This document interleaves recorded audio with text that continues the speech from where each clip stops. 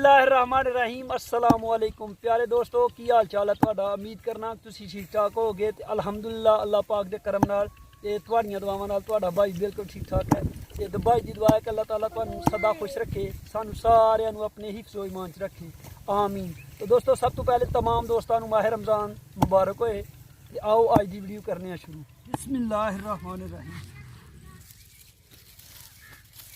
माशाअल्लाह।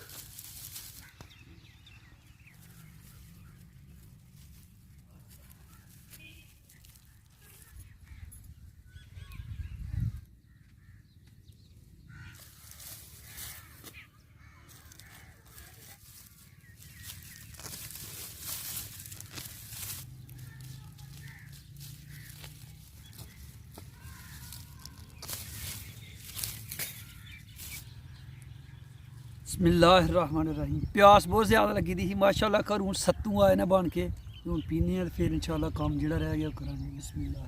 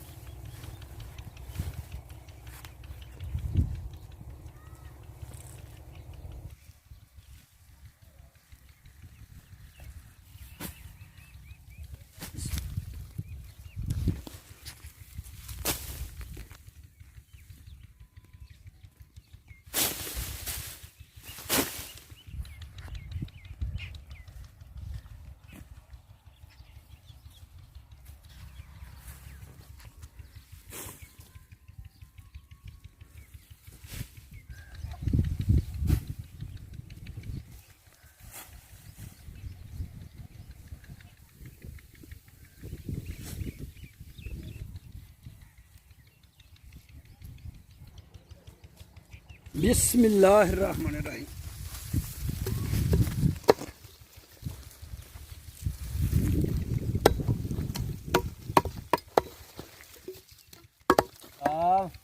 भाई साहब किधरों आए हो?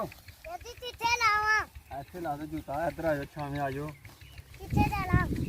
जूता छावे ला के आयो।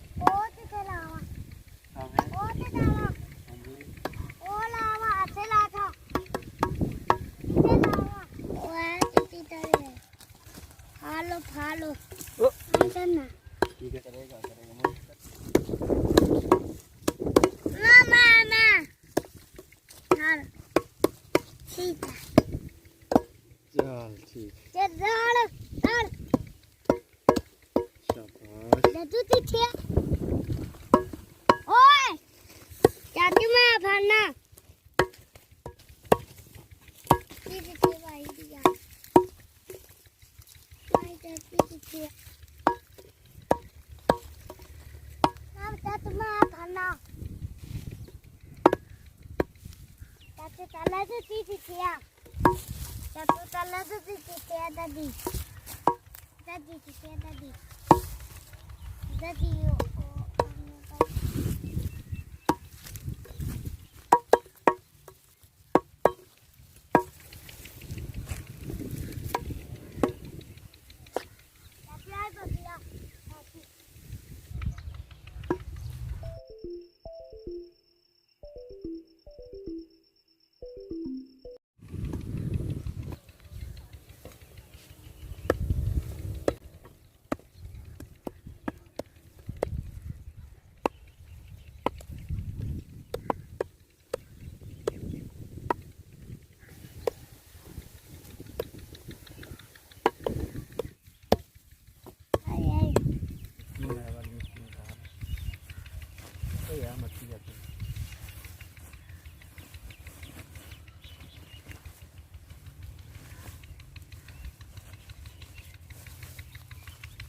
शरिया दे बिल्कुल पूरी शरीयत है।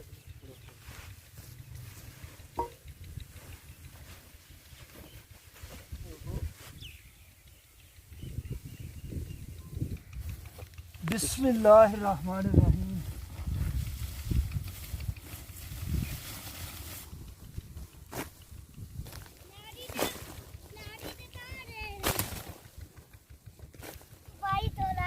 शाबाश, खा लो बेटा, खाना बैठ के खा लो। शाबाश, आ रही है। हाँ जी।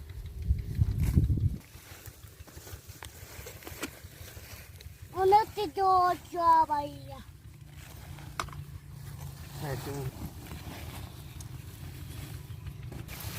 नहीं जाना।